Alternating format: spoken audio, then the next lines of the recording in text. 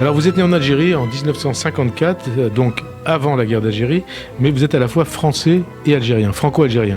Vous êtes avocat et on vous connaît surtout à travers vos fonctions de recteur de la Grande Mosquée de Paris depuis juin 2020. Vous êtes aussi un amoureux de la République. Vous avez d'ailleurs publié au printemps dernier un livre au titre évocateur, n'en déplaise à certains. Nous sommes les enfants de la République. C'est quoi d'ailleurs pour vous, Chems Eddine Hafiz, d'être un enfant de la République ? L'enfant de la République, c'est d'abord d'aimer ce pays.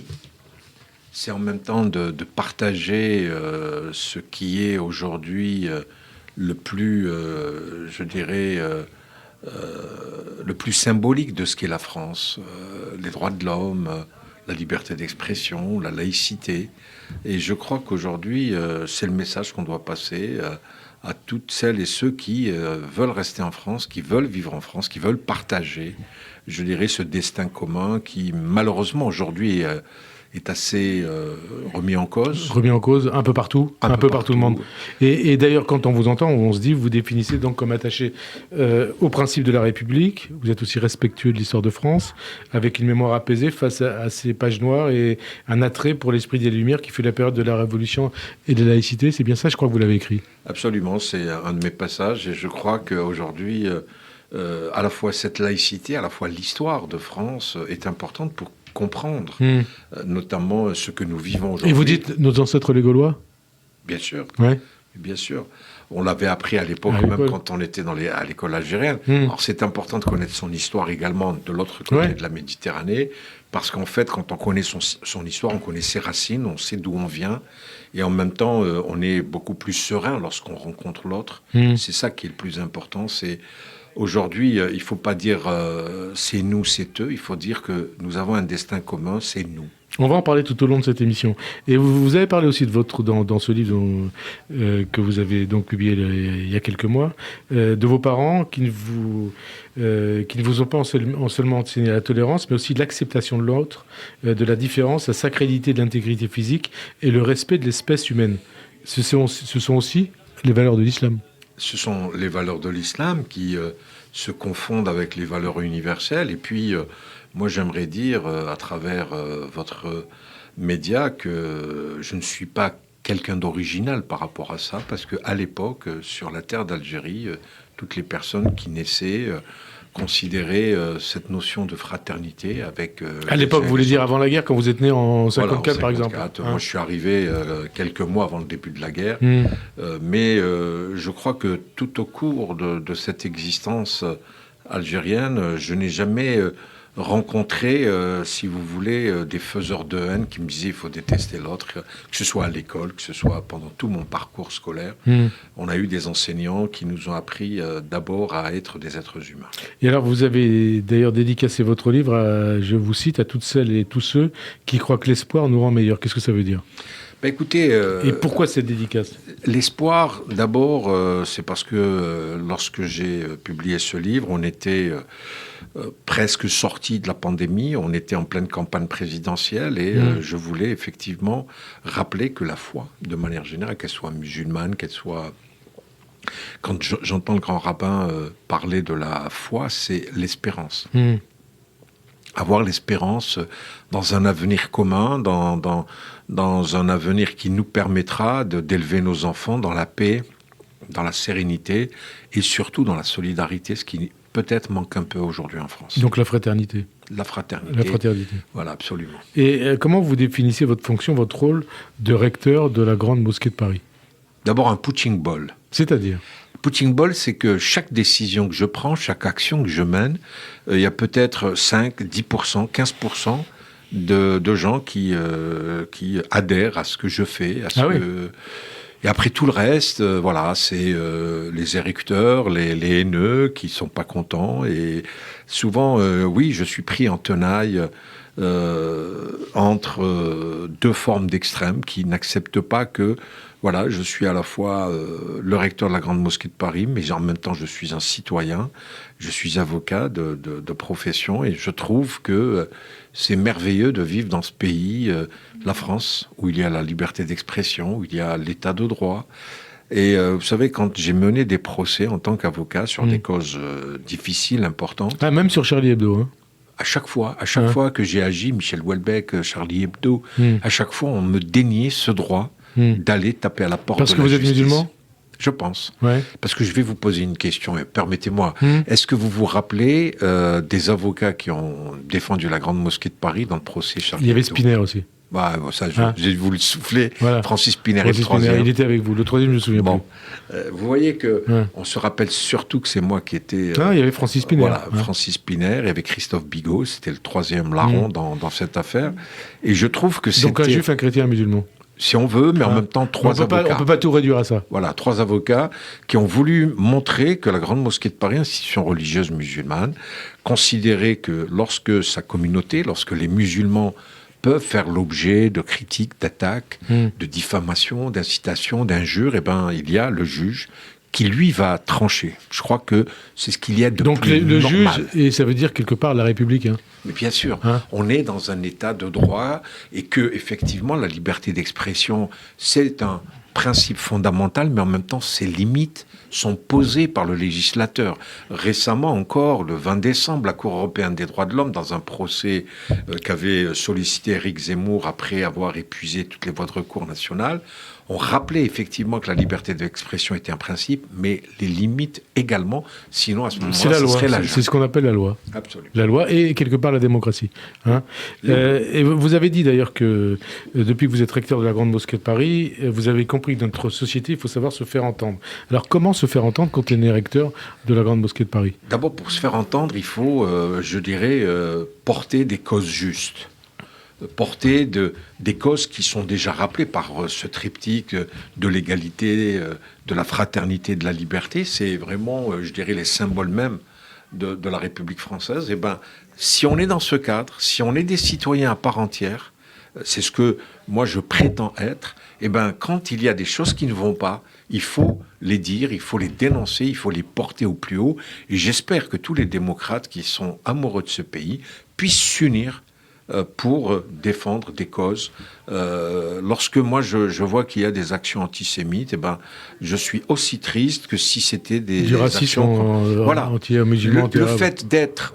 parce que ce qui est extraordinaire, c'est que vous fassiez une action répréhensible et que vous êtes poursuivi pour cela, il n'y a aucun problème. Mais moi, je n'admets pas qu'on vous poursuive pour ce que vous êtes. Vous savez, j'ai toujours en tête, et franchement, je suis pas dans une radio communautaire pour parler de ça, mais quand à Toulouse, on tue les gosses, les gamins, parce qu'ils sont juifs, c'est insupportable.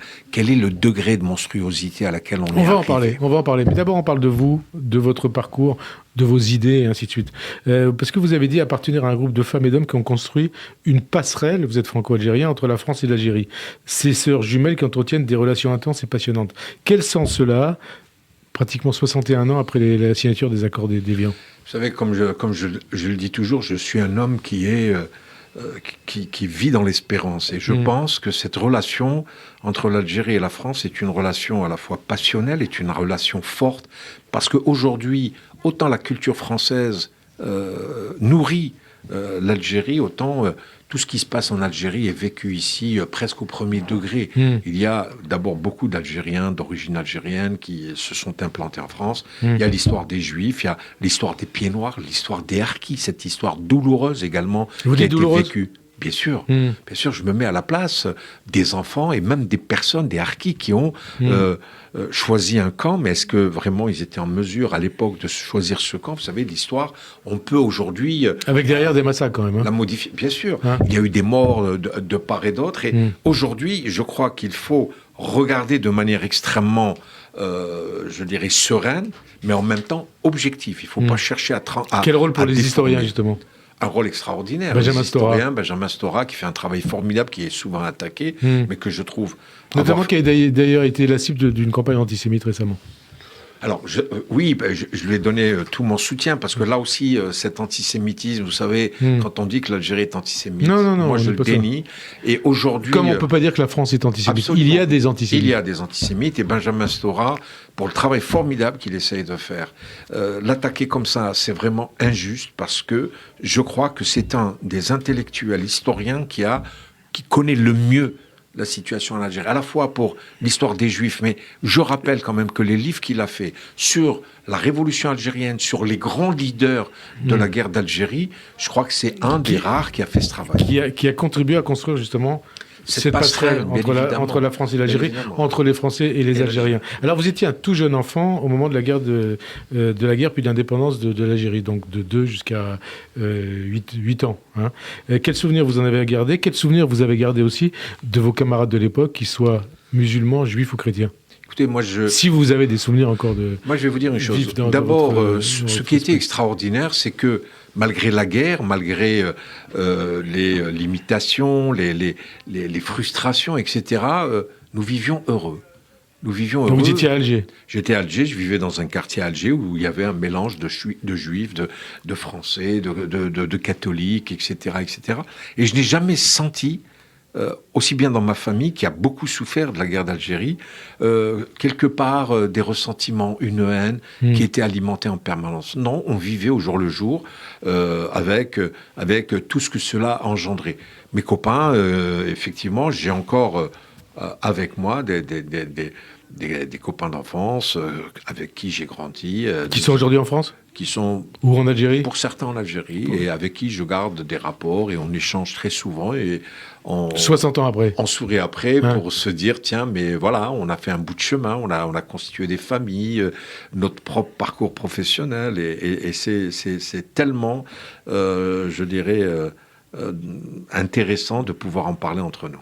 Vous avez souvent cité le parcours, l'action de Abdelkader Mesli. Parlez-nous de cet homme, ce Juste. Alors, Abdelkader Mesli, j'espère qu'il aura la qualité de Juste un jour. Mais c'est un Juste. Absolument. Abdelkader Mesli est un jeune Algérien qui arrive à l'âge de 17 ans en France.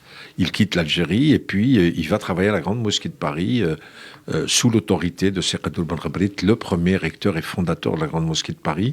Il va commencer à travailler, il va faire des études pour devenir imam, et à ce moment-là, pendant la Deuxième Guerre mondiale, il va assister le recteur de l'époque pour confectionner les attestations, notamment de confession musulmane qu'il donnait à des juifs qui étaient persécutés, qui étaient arrêtés. Pour qu'ils ne soient pas déportés et exterminés. Absolument.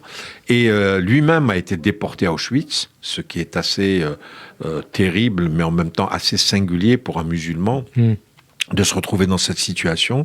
Il en est revenu, et aujourd'hui, dans un mois, nous allons avec la maire de Paris, Anne Hidalgo, on va inaugurer un parvis qui sera au nom de Abdelkader Mesli, imam qui a sauvé des Juifs pendant la Deuxième Guerre mondiale.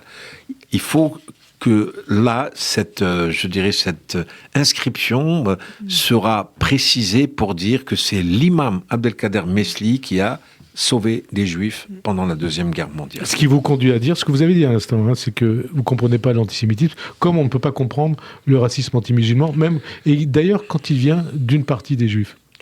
Alors, oui, moi je me pose des questions parce que les Juifs ont été malheureusement les victimes d'une barbarie sans nom qui devrait permettre de dire jamais, ni pour nous Juifs, ni pour d'autres, parce qu'ils sont d'une autre confession, d'une autre race.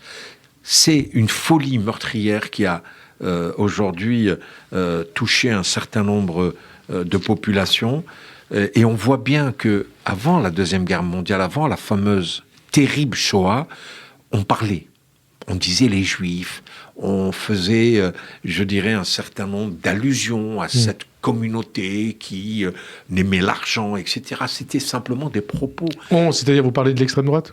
À l'époque, c'était surtout le Parti national-socialiste, avec tout ce que ça engendrait. Et donc aujourd'hui, le problème, c'est qu'une partie de cet antisémitisme provient de jeunes, comme on dit, issus de l'immigration. Absolument. Ouais. Et ça vous fait mal ? Oui, très très mal, parce que, encore une fois, je considère que, comme je le disais tout à l'heure, c'est eux, c'est nous. Moi, je considère que nous sommes tous concernés. Lorsque l'un des compatriotes de mon pays est touché, je considère que nous sommes tous touchés. Nous sommes tous touchés. Et vous avez été aussi touché. Vous avez dû affronter du racisme. Écoutez, vous citez dans votre livre une scène dans un restaurant qui vous a marqué. Un couple de clients vous dévisage, se lève. se dirige vers vous et vous lance « Nous vous avons reconnu, nous ne vous laisserons pas faire ». Il vous dit ça à vous. Et vous écrivez dans ce livre « Ce couple m'avait reconnu en tant que personnalité musulmane et mon apparition leur a coupé l'appétit ». En gros, en clair, une réaction raciste vis-à-vis de vous. Et ça vous a fait mal ? Oui, parce qu'elle était d'une violence inouïe. C'était monsieur et madame qu'on rencontre tous les jours, qui n'avaient absolument pas l'air de gens complètement fous. Bien au contraire, c'est un Français moyen avec son épouse et qui me dévisage et qui se racisme lève. ordinaire. Un racisme ordinaire, mais d'une violence... trop fréquent. D'une violence inouïe. D'une violence inouïe. Alors, une polémique vous a opposé récemment à Michel Houellebecq, après qu'il ait affirmé, je le cite, « Le souhait de la population française de souche, ce n'est pas que les musulmans s'assimilent, mais qu'ils cessent de les voler et de les agresser. » Vous aviez annoncé une plainte contre lui avant d'y renoncer, suite à la médiation du grand rabbin Corsia. Maintenant, c'est clair ? C'est terminé, cette polémique avec lui ? Ou vous avez gardé quand même quelque chose dans votre mémoire ? Vous savez, vous gardez toujours quelque chose lorsque la violence des propos, vous venez de citer un passage qui est extrêmement violent, c'est-à-dire que tout le travail qu'on fait, moi j'essaye de faire le distinguo entre islam et islamisme, entre des croyants qui vivent leur religion de manière très apaisée, puis d'autres qui utilisent la religion pour des fins politiques. Et lui, il vient comme ça, il essentialise l'ensemble des musulmans de France. Vous dites qu'il est raciste ?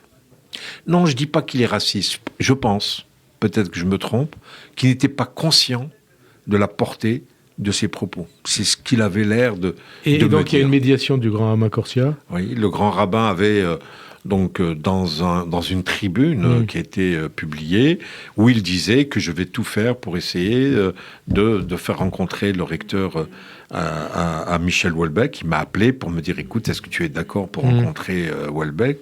Bien évidemment que oui. Mais en tout cas, vous gardez ça en tête. Il ne faut pas oublier. C'est ça, il ne faut pas oublier. Non, bien sûr que le fait que je n'ai pas été jusqu'au bout, c'est parce que, il a reconnu, il a exprimé des regrets, il a modifié les passages que moi, je lui reprochais. Qu'est-ce que je vais faire ? Je vais encore accabler cet écrivain. Donc voilà, passons à autre chose, mais restons vigilants. Alors, passons à autre chose, justement. La France et l'Algérie. Est-ce que ce n'est pas l'histoire de deux peuples déchirés, mais liés à jamais ? Ils sont liés à jamais, avec une histoire qui, pour certains pans de cette histoire, sont douloureux et qu'on ressasse. Mais en même temps, lorsque vous sillonnez l'Algérie, lorsque vous allez dans certaines villes, dans certains villages, vous sentez qu'il n'y a aucune haine. Et c'est ça qu'il faut aucune haine vis-à-vis des Français et de la France ? Vis-à-vis des Français, vis-à-vis de la France, vis-à-vis des 132 ans de colonisation et de guerre, etc. Les Algériens... Qu'est-ce que vous dites d'ailleurs de la colonisation ?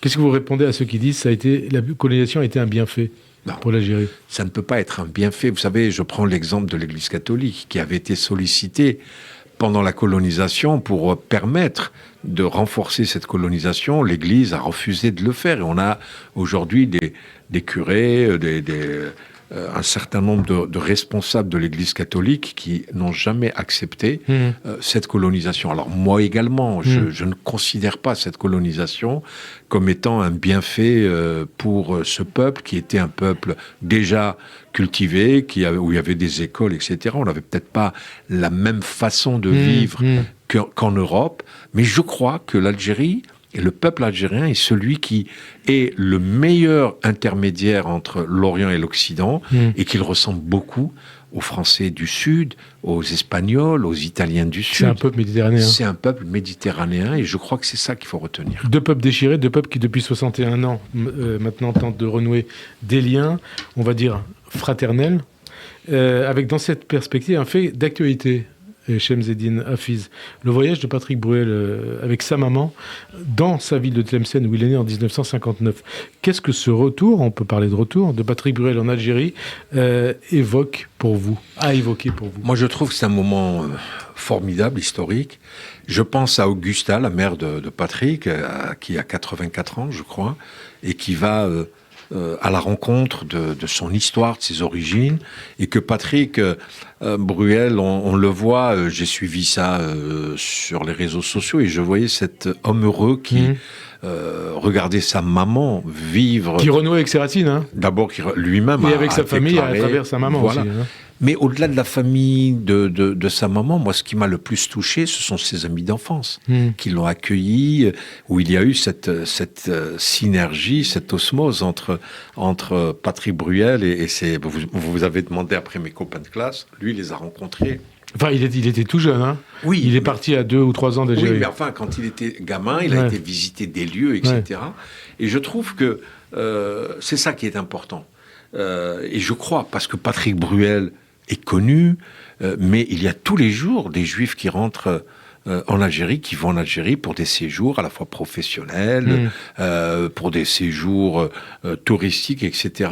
Donc il faut également essayer de banaliser cela, et Patrick participe à cela. C'est quelque chose qui s'est fait naturellement. Patrick, quand vous dites Patrick, c'est Patrick Bruel. Hein. Oui. Ça veut dire la proximité que vous avez avec lui, peut-être quelque part, hein, Patrick. Alors, est-ce qu'il faut voir, dans cette visite, dans ce retour de Patrick Bruel en Algérie, un symbole, un signe en direction de la communauté juive, des Juifs d'Algérie, mais aussi, peut-être aussi du peuple d'Algérie, du peuple algérien ? Le peuple algérien, dans son écrasante majorité, a accueilli à bras ouverts Patrick Bruel, même si ça n'a pas été physiquement, mais psychologiquement, il n'y a pas eu du tout, je dirais, d'attaque contre Patrick Bruel, parce que c'est un peuple qui est généreux, qui est hospitalier. Et on le voit dans le regard de Patrick Bruel à ce moment-là, on sent qu'il est quand même heureux. Et je crois que le peuple algérien était heureux de retrouver l'un de ses enfants. Le grand rabbin de France, Raïm Corsia, dont on a déjà parlé, affirme, il a dit ici à Radio J, dans cette émission, que vous êtes un homme formidable. Il a dû déjà vous le dire, je suppose. C'est essentiel pour vous, le dialogue entre l'islam et le judaïsme ? Oui, c'est essentiel parce que on a quelque part, avec les séfarades, on a une histoire commune. Vous savez, moi j'ai connu des vieilles dames juives qui parlaient qu'arabe, qui connaissaient la culture arabe à fond. Hein. Je parle aussi de Cheikh Raymond, de toute cette, je dirais, musique. Arabo-andalouse. Absolument. Ou judéo-arabe. Ou comme vous voulez, peu importe les mots, mais je trouve que... Rainette Loranaise. Voilà, j'allais parler de Rainette Loranaise. Quand vous voyez toute cette, je dirais, cette histoire commune, c'est dommage. Et je crois que là aussi, ça doit susciter une forme d'espérance, parce que je suis persuadé que ces deux communautés ont tellement de points communs. Et je rappelle que dans ma religion, l'islam, Moïse joue un rôle capital, et il y a un propos du prophète de l'islam qui disait surtout, il s'adressait aux musulmans, il disait surtout, ne me préférez pas à Moïse et à Jésus, ce sont mes grands frères. Alors justement, le grand Rama Corsia, fils de juif en Algérie, devait faire partie de la délégation qui a accompagné le président Macron fin août en Algérie. Il a dû y renoncer en raison d'un test positif au Covid. Est-ce à dire, aussi dans un contexte de campagne antisémite contre lui, est-ce à dire qu'un voyage du grand rabbin de France est impossible, ou au contraire qu'il va se produire? Moi, je voudrais relativiser la campagne, la campagne antisémite. C'est quelques groupuscules de partis politiques, etc., qui ont réagi. Mais le grand rabbin est le bienvenu en Algérie. Il n'y a jamais eu aujourd'hui d'attaque ad hominem contre lui. Et j'espère que bientôt, il pourra aller fouler le sol algérien. C'est important que vous nous dites ça. Le grand rabbin, Corsia, est bienvenu en Algérie. Bien sûr. Ça veut dire que les autorités algériennes, le président Tebboune, je vais vous faire... Il a envie de voir le grand rabbin Corsia aller à Tlemcen et Oran, où ses parents sont nés. Je vais vous faire une petite confidence qui n'est pas une confidence, puisque elle a été révélée à l'opinion publique. Lorsque le grand rabbin a été invité donc par le président Macron, il y avait dans la délégation de monsieur Macron un juif qui va très souvent en Algérie. Alexandre Arcadi, par exemple. Alexandre Arcadi. Et moi, je sais que au déjeuner d'État qu'avait organisé monsieur Tebboune en l'honneur de M. Macron et de sa délégation, il a interpellé Alexandre Arcadi, il lui a dit « Je voulais absolument que le grand rabbin vienne ». Donc il va y aller, il va aller en Algérie. Ça peut être en 2023. Vous le souhaitez ? J'espère, bien évidemment. Et on va, bien sûr, et le président de la République algérienne devrait venir au mois de mai. Il faudra lui poser la question. Il me semble, hein. C'est une visite d'État. Et je suis persuadé que aujourd'hui, comme, si vous voulez, tous les Algériens sont, je dirais, à la fois généreux. Je parle d'un autre juif très connu, c'est Roger Hanin. Roger Hanin, lui qui s'est fait enterrer, c'est un fils d'Algérie. C'est le commissaire Navarro pour les gamins, mais ça reste Roger Hanin, l'Algérien. Et Haïm Corsia, encore une fois, de par ses origines, ne peut je dirais, se reconnaître comme un fils d'Algérie. Je rappelle également que Jean-Pierre Elkabbach dit que je suis algérien.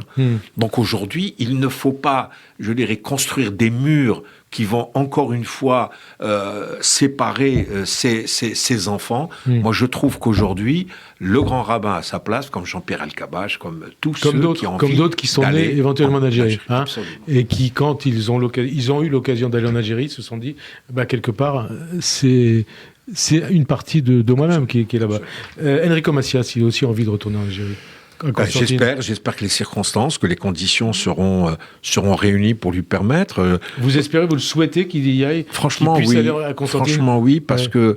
Franchement, oui, quoi? Franchement, oui, qu'il y retourne. Et Enrico Macias? Bien sûr, parce que, si vous voulez, Enrico Macias, ses chansons sont encore fredonnées dans toutes les ruelles et les rues et les avenues d'Algérie, parce que Enrico Macias, c'est quelque part une partie de l'histoire d'Algérie. C'est vrai?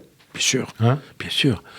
Qui ne connaît pas Enrico Macias? Quand vraiment on veut montrer qu'on le connaît, on va l'appeler par son vrai prénom, Gaston. Et son vrai nom, Grenacia. Absolument.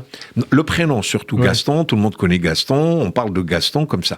Et en même temps, je vous assure, dans les quartiers populaires d'Alger, on entend souvent sortir de la fenêtre d'un appartement les chansons d'Enrico Macias. Monsieur le recteur de la Grande Mosquée de Paris, je vous le demande ici à Radio J, est-ce qu'on peut imaginer dans quelques mois une visite, peut-être officielle d'ailleurs, du grand rabbin Corsia avec une délégation de la communauté juive en Algérie? Le grand rabbin sera invité. Après, bien évidemment, en tant qu'invité, la force invitante lui proposera peut-être d'avoir d'autres personnes. Moi, je sais qu'il y a aujourd'hui des juifs d'Algérie qui appellent le grand rabbin pour lui dire, si tu y vas, tu nous emmènes avec toi. Oui, il y en a plein qui lui disent. Ben voilà, j'espère que ça se fera. Et en tout cas, on fera en sorte pour que ça se passe dans les meilleures conditions et que ce soit des retrouvailles, non pas avec des arrière-pensées, mais des retrouvailles fraternelles qui sont importantes à la fois pour l'Algérie et pour la communauté juive qui vit ici en France. Et pour la France, parce que ça sera Vous savez, l'apaisement, la sérénité, les relations, je dirais, fraternelles ne peuvent que apporter des choses positives à la fois pour l'Algérie et pour la France. Fraternité, laïcité. Vous avez écrit que la laïcité est l'espace commun dans lequel notre fraternité, en tant que citoyen français, s'exprime. Et vous dites aussi que c'est la plus belle invention française. Ça veut dire que la laïcité, la République, elle est indissociable de la laïcité? Aujourd'hui, je pense. Et pourtant, vous êtes recteur de la Grande Mosquée de Paris. Je pense que la laïcité, c'est une chance d'abord pour les musulmans. Nous savons bien que la France, dans son histoire, a toujours été considérée comme la fille aînée de l'Église. Il ne faut pas l'oublier. Et moi, je considère que la laïcité nous a permis d'être à égalité. Parce que l'article 1er et l'article 2 de la loi de 1905 met les pouvoirs publics dans une posture où tous les cultes sont à équidistance de ce pouvoir. Ça, c'est important. Et je crois que c'est une chance pour les musulmans d'avoir pu construire des lieux de culte. Nous avons à peu près aujourd'hui en France 2600 mosquées et salles de prière. Et pour vous, il en manque combien? Il en manque encore parce que la communauté est importante, ceux qui pratiquent, il n'y a pas suffisamment d'espace, mais nous trouvons des solutions au fur et à mesure. Mais en tout cas, au moins 60% des lieux de culte qui ont été érigés ces 30 dernières années. Donc vous voyez à quelle facilité la France, généreuse, peut aujourd'hui permettre à des musulmans d'exercer leur rite sans aucune contrainte. Laïcité, fraternité, comme on s'en est aperçu un lien particulier, vous lie au grand rabbin Corsia, qui était venu d'ailleurs dialoguer avec les imams lors de l'installation du nouveau conseil. Et vous avez rappelé que ce fut un moment de communion intense où plus de 600 participants, lui et vous, avez lu la prière que les rabbins de France lisent dans les synagogues le samedi pour la préservation de la France et des Français. Et ça, vous l'avez gardé? On l'a gardé puisque moi, juste après l'assassinat de Samuel Paty, j'ai pris pour exemple ce que disaient les rabbins, et aujourd'hui les imams, à la fin donc de la prière collective du vendredi, font des invocations pour la France, pour la protection de la France et des Français. Absolument. Hein? Alors je trouve que le texte que lisent les rabbins est extrêmement bien écrit, et je suis en train de faire cet exercice de littérature pour permettre aux imams d'améliorer cette invocation, puisque lorsqu'il y avait eu l'assassinat du pauvre Samuel Paty, c'était un imam qui avait écrit un poème que nous avons tous repris au niveau de ces invocations, mais nous allons continuer à le faire et à améliorer ce texte. Et quand je lis le texte que lisent les rabbins tous les samedis dans les synagogues pour la France, c'est vraiment un texte fabuleux. Ça vous émeut ? Ça m'émeut beaucoup, absolument. Et alors, il y a aussi les femmes, ça compte aussi beaucoup pour vous.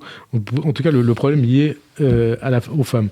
Vous avez abordé ce problème du voile dans votre livre pour dire que les musulmanes non voilées demeurent musulmanes, et vous ajoutez, ces femmes portent le voile intégral au nom du même texte sacré que le nôtre, même si j'estime qu'elles en font une interprétation erronée. Ça veut dire que toutes les femmes ont le droit de faire ce qu'elles veulent, quelque part. Écoutez, la religion, c'est également un espace de liberté. Et donc, moi, je n'irai accabler ni celles qui portent le voile et celles qui ne le portent pas. Je pense aujourd'hui, dans un pays comme la France, nous devons éviter de nous identifier ou de nous singulariser. Et je crois que c'est-à-dire nous, les musulmans, français de confession musulmane, nous n'avons pas à nous singulariser. Et singulariser, c'est important le voile ? Écoutez, dans un cadre républicain, parce qu'aujourd'hui, il faut dire que le voile, lorsque vous êtes dans un espace public, lorsque l'ordre public n'est pas remis en cause, il y a des femmes qui portent le voile. Aujourd'hui, si vous voulez, dans la tradition musulmane et pendant ces 14 siècles, on a vu que l'islam a pu s'adapter à toutes les situations, et notamment à la notion de nécessité. Lorsque la notion de nécessité se pose, lorsque je ne peux pas faire le ramadan, je suis malade, eh ben, le Coran m'invite à ne pas faire le ramadan. À le faire plus tard. Hein. Voilà. Donc, il y a aujourd'hui des préceptes à l'intérieur du Coran qui facilitent les choses. Il dit, le Coran, il y a un petit verset, « Nulle contrainte en religion ». Donc, à partir du moment où vous ne pouvez pas aller au travail, vous ne pouvez pas aller à l'école, vous savez, l'exemple, le meilleur exemple, c'est celui de la loi de 2003 concernant l'interdiction des signes ostensibles à l'école. Tout le monde disait qu'il y allait avoir une série de contentieux où les jeunes filles ou leurs familles allaient saisir les tribunaux. Il n'y en a jamais eu. Ils ont appliqué la loi, strictement la loi. Comment des petites filles qui portaient le foulard avant la loi l'ont enlevé? C'est la notion de nécessité. Ça ne remet en cause en rien leur foi. Alors j'ai noté dans votre livre, je cite beaucoup ce livre, qui est déjà un peu ancien, qui a 8-9 mois quelque part. Vous considérez que la femme est l'avenir de l'islam, et vous ajoutez « J'ai emprunté cette belle idée au poète Louis Aragon parce qu'elle résume le profond respect que m'inspirent les femmes musulmanes. » Vous savez, pour moi... Donc vous êtes à la fois recteur, avocat et poète. Non, je ne suis pas poète parce que je lis beaucoup de poésie, c'est vrai. Mais je considère que dans l'histoire de l'islam, à chaque fois qu'il y a eu des ouvertures, à chaque fois où la civilisation musulmane s'est surpassée, c'était au moment où vous voyez le plus de femmes. Et lorsqu'on vivait des périodes obscures, où l'on vivait des périodes où la communauté musulmane était entièrement fermée, les femmes disparaissaient comme par hasard. Et donc c'est le problème de l'islamisme aujourd'hui ?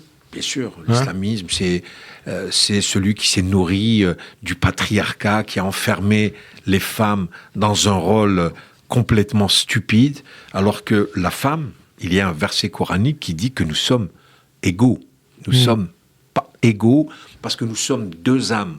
Et il y a un autre verset qui dit l'homme est la couverture de la femme et la femme est la couverture de l'homme. C'est-à-dire que nous pouvons être complètement à égalité. Et ça, c'est important. Et je pense que la femme est un curseur véritablement important dans l'état d'une société. Et lorsqu'on voit une société où la femme disparaît, cette société est malade. Et alors, il y a la femme, il y a la France. La France est une chance pour l'islam car elle possède un dispositif intellectuel solide et ancien. Qu'est-ce que ça veut dire ? C'est vous qui dites ça. Hein ? Oui, je sais. Merci de me relire. Non, mais je dis pour nos auditeurs. Hein, D'accord. Non, mais c'est important parce qu'aujourd'hui, nous voyons dans beaucoup de pays musulmans, nous voyons que l'islam, aujourd'hui, traverse une crise profonde. Et je pense que la France a les instruments académiques, intellectuels, de ressources pour pouvoir véritablement travailler sur le fait que l'islam d'abord va se débarrasser de ses démons. Et moi, je suis en train de faire un travail au niveau de la mosquée avec mes imams sur d'abord l'adaptation du discours religieux. Je veux aujourd'hui que les imams, lorsqu'ils font leur prêche, soient un prêche qui soit complètement ancré dans la République. Ouvert sur le monde, ouvert sur la France, ouvert sur la société. D'abord sur la France, parler de l'histoire de France, parler de la culture française. Vous imaginez un imam, lorsqu'il parle de culture française, lorsqu'il parle d'histoire. Alors, j'ai eu un imam qui a été un peu plus loin puisqu'il a cité Tolstoï, mais en même temps, voilà ce que j'attends de mes imams. D'ailleurs, ça va dans le sens des propos d'Emmanuel Macron en vous rendant hommage le 19 octobre dernier à la Grande Mosquée de Paris. Il vous a remis d'ailleurs la Légion d'honneur à ce jour-là, à l'occasion du centenaire de l'édification de la mosquée. Je cite le président Macron, il n'y a pas d'un côté les Français, de l'autre les musulmans. On peut être l'un et l'autre harmonieusement. On peut être français et musulman. Absolument. Moi, je crois que notre citoyenneté et notre appartenance à la croyance musulmane n'est en rien incompatible. Les règles de la République ne sont pas des freins, ne sont pas incompatibles avec l'islam. Vous diriez au contraire ? Bien au contraire, bien sûr, parce qu'aujourd'hui, comme je le disais à la fois pour notre culte, l'exercice de notre culte, nous avons énormément de facilité, mais dans l'histoire de tous les jours, je crois que, comme je le disais, la laïcité, les règles de la laïcité, la séparation de l'État et de l'Église, fait qu'aujourd'hui, nous sommes des citoyens de confession musulmane qui peuvent être des modèles dans la société française. Ce qui vous conduit aussi à dire, à écrire, vous l'avez dit à plusieurs reprises, vous l'avez écrit, qu'on peut pouvoir critiquer l'islam ? Mais bien sûr, c'est pas moi qui le dis, c'est la loi. Aujourd'hui, on peut critiquer toutes les religions, pas uniquement l'islam, le judaïsme, le christianisme. Mais l'essentiel aujourd'hui, c'est l'erreur qu'avait faite Michel Houellebecq en parlant, en essentialisant une communauté. Il aurait pu le faire pour les juifs, il aurait pu le faire pour d'autres communautés. Il aurait été poursuivi de la même manière. Maintenant, critiquer l'islam, critiquer, comme je disais, toutes les religions, ça ne pose aucun problème. C'est un débat de société qu'il est intéressant d'avoir, parce que c'est avec ce débat, c'est avec ces échanges, et venant notamment de personnes qui ne sont pas musulmanes, qu'il est intéressant de pouvoir faire sa propre autocritique. Je cite encore une fois, lorsque nous comprendrons que la critique de l'islam n'affaiblit en rien notre foi, commencera alors une nouvelle étape vers un possible progrès. Oui, je crois que en France, et si vous me permettez une petite réflexion, moi je souhaiterais que toutes les questions aujourd'hui qui traversent les questionnements, les préoccupations, les appréhensions sur l'islam, ce n'est pas uniquement l'affaire du recteur de la Grande Mosquée de Paris, c'est l'affaire de tous les Français. Et moi j'appelle l'élite, les intellectuels, ceux qui pensent aujourd'hui dans notre pays, qu'ils doivent s'impliquer aujourd'hui dans cette question de la France. Quelle est la place de l'islam en France ? Quelle est la place des musulmans en France ? Moi, j'aimerais écouter Alain Finkielkraut ou d'autres intellectuels qui pourraient, eux, de par leur intelligence, de par leur savoir, ne pas éviter de parler de ce sujet, mais au contraire, d'en parler. Ne pas d'en parler pour dénigrer ou quoi, mais pour poser les vraies questions. Est-ce que ça veut dire qu'on parle trop de l'islamisme et pas assez de l'islam ? On ne fait pas le distinguo entre les deux. J'ai lu hier dans un quotidien un philosophe très connu, Maurice Marac, qui disait que islam et islamisme, c'était pratiquement la même chose. Non, vous ne pouvez pas dire ça. C'est d'abord créer une confusion dans la tête de tout le monde. C'est douloureux pour vous d'entendre ça ? Islam et islamisme, c'est pareil ? Mais bien sûr, parce qu'on fait des efforts permanents pour montrer que notre religion est une religion monothéiste qui respecte les lois de la République, qui respecte les différences. On n'est pas dans le syncrétisme, on est... moi, j'ai une proximité avec les autres responsables des cultes, mais nous sommes bien d'accord que chacun reste à sa place. Il n'est pas question aujourd'hui que l'un se convertisse l'autre. C'est ce qui vous a conduit à publier en 2021, il me semble, 2021, ce manifeste contre le terrorisme islamique. Islamiste. Islamiste, ne pardon. Faites pas la... Islamiste. Parce que oui, effectivement, moi j'essaye d'apporter une contribution pour montrer que il y a une différence entre islam et islamisme. Très simplement, l'islam, c'est la relation verticale entre le croyant et son créateur. Alors que l'islamisme, c'est une relation horizontale où quelqu'un qui, au nom de sa religion, essaye d'imposer aux autres les préceptes qui ne les concernent pas. Et ça, c'est insupportable. Et alors, il me semble, pour vous avoir lu, pour vous avoir entendu, que vous mettez quelque part à signe égal entre islamisme et extrême droite. C'est bien vous comprendre ? Oui, alors je les mets au même niveau parce que, comme je vous le disais tout à l'heure, les musulmans sont pris en tenaille entre ces deux extrêmes qui se nourrissent l'une et l'autre. Donc les deux extrêmes, islamisme et extrême droite. Absolument. Et on le voit en permanence, tous les jours, des gens d'extrême droite qui dénient le droit aux musulmans de continuer à vivre paisiblement en France. Et de l'autre côté, les islamistes qui considèrent qu'il y a une distinction entre musulmans et citoyens français qui sont des incroyants, qui sont des impies, qui sont des koufars, comme on dit en arabe. J'allais vous souffler le mot. Et ça, c'est insupportable. Ouais. Insupportable pourquoi ? Vous, avocat, vous, recteur de la Grande Mosquée de Paris, moi, avocat, vous, franco-algérien. Moi, citoyen d'abord. Citoyen. Après tous ces qualificatifs. C'est pour ça que je vous dis franco-algérien, citoyen. Mais je suis un citoyen d'abord. Et je pense qu'en ma qualité de citoyen, on ne peut pas aujourd'hui me réduire à ma confession. Ce n'est pas normal. Et donc, comme tout citoyen, je suis dans cet espace dont vous parlez tout à l'heure, à la fois de la laïcité, mais en même temps de cette citoyenneté qui est importante pour nous. Nous avons un objectif commun, nous avons un destin commun, nous devons le préserver. Destin commun, justement. Il y a une expression qu'on a entendue au début du XXe siècle chez les Juifs d'Europe de l'Est. Heureux, comme dit en France, il fallait comprendre heureux comme un Juif en France. Donc c'est une expression qui a été revendiquée par ces Juifs eskénazes et qui les a conduits, ces Juifs d'Europe de l'Est, de Pologne, à choisir la France au début du XXe siècle pour fuir les pogroms. Bon, après on sait ce qui s'est passé, mais est-ce que vous dites, Shems Eddine Hafiz, heureux comme un Français de confession musulmane en France ? Oui, absolument, je revendique cette Comment expression. Vous le dites ? J'ai envie de vous Alors entendre. moi, je suis heureux d'être d'abord en France comme citoyen de confession musulmane. Et donc on peut généraliser heureux comme un Français de confession musulmane en France ? Absolument, et j'espère que nous n'aurons pas la même destinée tragique que les Ashkénazes dont vous parliez, et c'est là où c'est important de rester vigilant. Vous savez, un jour, Nicolas Sarkozy était venu à la mosquée de Paris, et il avait dit, quand on pointe du doigt un musulman, c'est qu'en réalité, on pointe derrière le juif. Il ne faut pas oublier ça. Et quand on pointe le juif, on pointe quelque part aussi le musulman. Bien sûr, c'est pareil. Mais bien sûr. Aujourd'hui, lorsque on singularise une personne sur son origine, sur sa confession, c'est extrêmement grave. Il ne faut jamais laisser passer cela. Merci en tout cas, Shems Eddine Hafiz, d'avoir répondu à notre invitation. Bonne fin de journée sur Radio J et à dimanche prochain. Merci. Merci pour votre invitation.